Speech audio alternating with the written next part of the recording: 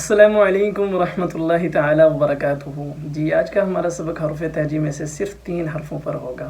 چلیے آئیے جانتے ہیں ان 3 حرفوں کا مخرج کیا ہے اور ان کی صفات کیا ہے، کیا ان کو پور پڑھنا ہے یا باریک پڑھنا ہے۔ چلیں اللہ کے ببرکت نام کے ساتھ شروع کرتے ہیں۔ جیم جیم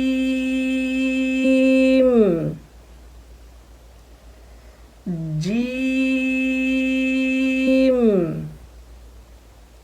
ٹھیک ہے، سب سے پہلے ایک کام آپ نے کرنا ہے، جیم کو پڑھتے ہوئے اس کو لمبا کرنا ہے۔ جیسے یہ آپ جیم دیکھ رہے ہیں، اس کے اوپر میں نے مد لگایا ہوا ہے، اس کا مطلب ہے اس کو لمبا پڑھنا ہے۔ ٹھیک ہے، اور باقی یاد رکھیں جیم کو ہمیشہ باریک پڑھا جاتا ہے، اور ساتھ میں یہ بھی یاد رکھیں جیم کا مخرج جو ہے بڑا ہی آسان ہے کہ زبان کا بیج، ہماری جو زبان ہے اس کا بیج جو ہے اوپر والے تالو کے ساتھ لگتا ہے، بالکل اسی کے اوپر جو تالو ہے اس کے ساتھ لگتا ہے، بڑے آسانی سے جیم ادا ہو جاتا ہے۔ ٹھیک ہے، جیم۔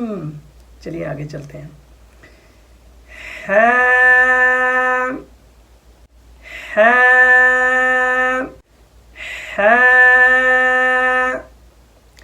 ہا کا مخرج جو ہے، ہمارا حلق جو ہے، ہمارا گلا، اس کا بیچ والا حصہ ہے، یہاں سے ہا ادا ہوتی ہے۔ ٹھیک ہے، جب بھی ہا پڑھیں گلے کی طرف تھوڑا سا زور لگے، اور ایک بات یاد رکھنی ہے آپ نے کہ ہا کو ہمیشہ باریک پڑھا جاتا ہے، موٹا نہ ہو جائے، یوں نہ ہو جائے ہا ہا، یوں نہ ہو جائے۔ ٹھیک ہے، ہا۔ چلیں آگے چلتے ہیں۔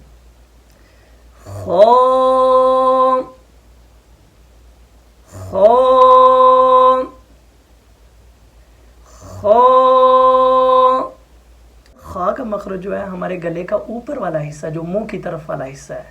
ٹھیک ہے، جب ہم منہ کھولتے ہیں وہ جو سوراخ دکھائی دے رہے ہیں یہ خا کا مخرج ہے، یہاں سے خا نکلتی ہے۔ اور ایک بات آپ نے یاد رکھنی ہے کہ خا کو ہمیشہ پر پڑھا جاتا ہے۔ اس کے پر کرنے میں بہت سارے لوگ ہم میں سے غلطی کرتے ہیں، وہ یوں اس کو پر کرتے ہیں، کیا خو، منہ کو گول کرتے ہیں، حالانکہ خا کا مخرج جو ہے گلے کا منہ کی طرف والا حصہ ہے، ہونٹوں کے ساتھ خا کا کوئی تعلق نہیں ہے، اس لیے آپ کے ہونٹ جو ہیں وہ گول نہ ہونے پائیں، یہ عیب ہے۔ خو۔ یاد رکھیں کسی بھی حرف کو موٹا کرنے کے لیے آپ نے اپنی زبان جو ہے، ٹھیک ہے، زبان کے 3 حصے ہوتے ہیں، آگے والا حصہ، بیچ والا اور زبان کی جڑ والا حصہ۔ جڑ سے آپ نے زبان کو اوپر اٹھانا ہے تو وہ حرف موٹا ہو جائے گا۔ ٹھیک ہے، خو۔